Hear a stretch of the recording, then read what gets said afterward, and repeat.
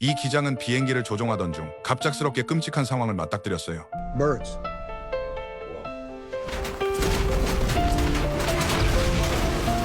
비행기 양쪽 엔진이 순식간에 불길에 휩싸이며 마비됐어요. 조종석에서는 바깥 상황을 볼 수 없었지만 추력이 급격히 떨어지는 걸 온몸으로 느낄 수 있었죠. 기장은 즉시 재점화 스위치를 눌렀어요. 하지만 엔진은 아무런 반응도 보이지 않았어요. 이어서 기내에 정전이 발생했어요. 모든 승객이 순식간에 암흑 속에 갇혔죠. 기장은 즉시 보조 동력 장치를 가동해 객실에 전기를 다시 공급했어요. 승무원들은 승객들을 진정시키며 안전벨트를 매달라고 당부했어요. 처음에는 모두 단순한 난기류 때문이라고 생각했어요. 하지만 조종석 안에서는 숨막히는 사투가 벌어지고 있었죠. 부기장은 긴급 점검 매뉴얼을 꺼냈고 기장은 관제탑에 연락해 인근 공항 착륙 허가를 요청했어요. 관제탑은 즉시 모든 활주로를 비우라고 명령했어요. 1549편의 귀환에 대비해 만반의 준비를 갖추면서요. 하지만 기회는 눈 깜짝할 새에 지나가 버렸어요. 짧은 교신에 걸린 수십 초 동안 비행기 고도는 이미 저공으로 떨어졌어요. 40년 이상의 경험을 가진 설리 기장은 단언했어요. 이미 돌아갈 수 없는 상황이라고요. 살아남으려면 인근강에 비상 착수하는 것뿐이었어요. 그 직후 1549편의 레이더 신호가 화면에서 사라졌어요. 관제탑 직원들은 완전히 절망에 빠졌어요. 수상 비상 착수의 생존율은 역사상 고작 1%에 불과했으니까요. 하지만 설리 기장의 얼굴에는 당황한 기색이 전혀 없었어요.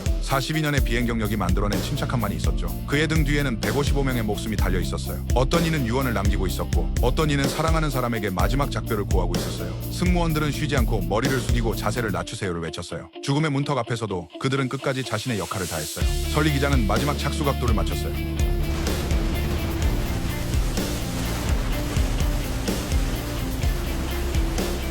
완벽한 각도 조절 덕분에 비행기는 허드슨강에 안정적으로 착수했어요. 전례 없는 기적이 탄생하는 순간이었어요. 승객들은 넋을 잃은 채 주위를 두리번거렸어요. 구사일생의 충격이 채 가시지 않은 표정으로요. 하지만 위기는 완전히 끝나지 않았어요. 강물이 순식간에 기내로 밀려들었어요. 설리는 승객들에게 안전벨트를 풀고 구명조끼를 입으라고 외쳤어요. 그리고 비상탈출 도어를 열었어요. 승객들은 질서 있게 밖으로 빠져나가 날개 위에 올라서서 구조를 기다렸어요. 곧장 물속으로 뛰어드는 사람도 있었어요. 하지만 한겨울 뉴욕의 강물은 얼어붙을 듯 차가웠고 금세 온몸이 얼어 벌벌 떨었죠. 수상구조대가 잇따라 현장에 도착했어요. 사방에서 몰려든 구조 인력이 생명의 벽을 세웠어요. 기내에 남겨진 사람이 없는지 거듭 확인한 후 설리는 이번 사고 기록을 챙겨들고 나머지 승무원들과 함께 마지막으로 탈출했어요. 구조된 승객들은 아무도 불평하거나 흥분하지 않았어요. 죽다 살아난 기적에 그저 안도할 뿐이었죠. 하지만 설리 기장은 조금도 웃을 수 없었어요. 생존자 명단을 받기 전까지는 마음을 놓을 수 없었거든요. 155라는 숫자는 승무원과 승객을 모두 합친 수였어요. 갓 태어난 아기 2명도 포함되어 있었죠. 하지만 현장은 아수라장이라 인원을 파악할 수 없었어요. 설리는 일단 병원에 가서 검진을 받으라는 권유를 받아들였어요. 바로 그때 노조위원장이 희소식을 들고 왔어요. 155명 전원 생존이었어요.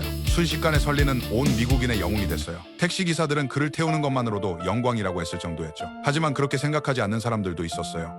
국가교통안전위원회가 그를 간담회에 초청했어요. 설리는 형식적인 자리라고 생각했지만 뚜껑을 열어보니 자신을 심판하는 법정이나 다름없었어요. 안전위는 여러 조사팀을 꾸려 이번 수상 착수에 대한 유죄 추정 조사에 착수했어요. 엔지니어들의 데이터 분석에 따르면 당시 비행기는 충분한 동력으로 복귀가 가능했다는 거였어요. 왜 굳이 위험을 감수하며 비상 착수를 선택했냐는 거죠. 사무실에만 앉아있는 고위 관리들은 설리 기장의 경험에서 나온 판단을 비웃었어요. 그들은 컴퓨터가 계산해낸 차가운 데이터만 믿었어요. 심지어 사고 당일 그의 정신 상태까지 의심하기 시작했죠. 다음 청문회 전까지 그들은 쌍발 엔진 고장, 비행 고도 등 실제 상황과 동일한 모든 변수를 입력해 컴퓨터 실시간 시뮬레이션을 돌릴 계획이었어요. 수상 착수가 잘못된 결정이었다는 걸 증명하기 위해서요. 설리는 시뮬레이션 과정을 직접 감시하고 싶었지만 조사 기간 중 데이터 보안을 이유로 거부당했어요. 부기장은 황당하기 짝이 없었어요. 그나마 여론은 전적으로 설리 편이었어요. 청문회장에서는 집중 포화를 받았지만 언론의 눈에는 기적을 만들어낸 영웅 기장이었으니까요. 하지만 보험사는 천문학적인 배상금 위기에 처했고 항공사는 사회적 비난에 시달렸어요. 안전위 고위직들도 책임 추궁을 피하기 어려운 상황이었죠. 하지만 만약 사고의 주요 책임을 기장의 조작 실수로 돌린다면 그들은 어느 정도 책임을 면할 수 있었어요. 두 번째 청문회에서